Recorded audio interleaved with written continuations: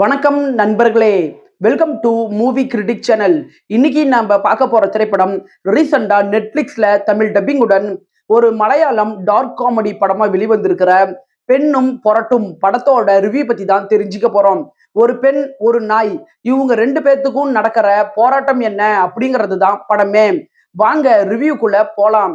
படத்தோட கதை அப்படின்னு பார்த்தா இந்த படம் பாலக்காட்டுல இருக்கிற பட்டடா அப்படிங்கிற ஒரு சின்ன கிராமத்துல நடக்குது. அந்த கிராமத்துல சாருலதா அப்படிங்கிற ஒரு தைரியமான பெண் இருக்கிறாங்க. ஒரு நாள் அந்த சாருலதாவுக்கு குமார் அப்படிங்கிற ஒரு பையன் தப்பான மெசேஜ் அனுப்பி அது ஊர் ஃபுல்லா பரவி ஒரு பெரிய பஞ்சாயத்து ஆகுது. இன்னொரு புறம் பாத்தீங்கன்னா அந்த சாருலதாவோட காதலன் வளர்க்குற சுட்டி அப்படிங்கிற நாய் ஒருத்தங்களை கடிச்சு அந்த நாய்க்கு வெறி பிடிச்சிடுச்சு அப்படின்ட்டுன்னு ஊர் மக்கள் தப்பா புரிஞ்சுக்கிட்டு அந்த நாயை துரத்த ஆரம்பிக்கிறாங்க.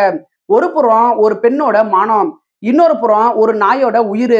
இது ரெண்டுத்துக்கும் பின்னாடி அந்த ஊர் மக்கள் எப்படி அடைஞ்சாங்க அப்படின்னு அடுத்தடுத்து காமெடி கலந்து சொல்றதுதான் படத்தோட மீதி கதையே.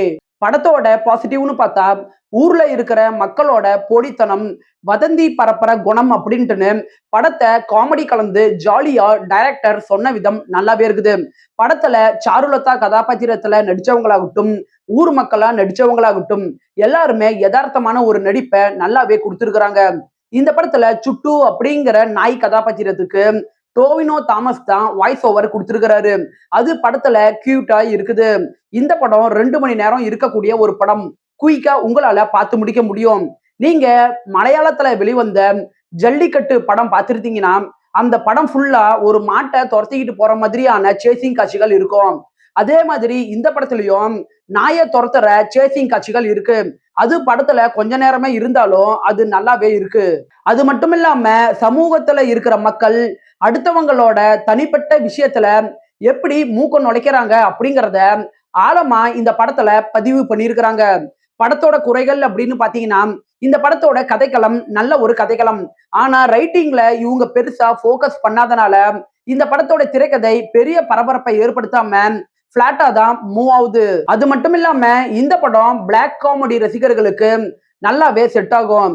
ஆனா கமர்ஷியல் ஆடியன்ஸுக்கு இந்த படம் செட் ஆகிறது கஷ்டம். படத்தோட கிளைமேக்ஸ் போர்ஷனை இன்னுமே அழுத்தமா இவங்க கொண்டுட்டு வந்திருக்கலாம். படத்துல அங்கங்க வர சின்ன சின்ன கிளைக்கதைகள் படத்தோட மெயின் கதையோட வேகத்தை கொஞ்சம் குறைக்க தான் செய்து.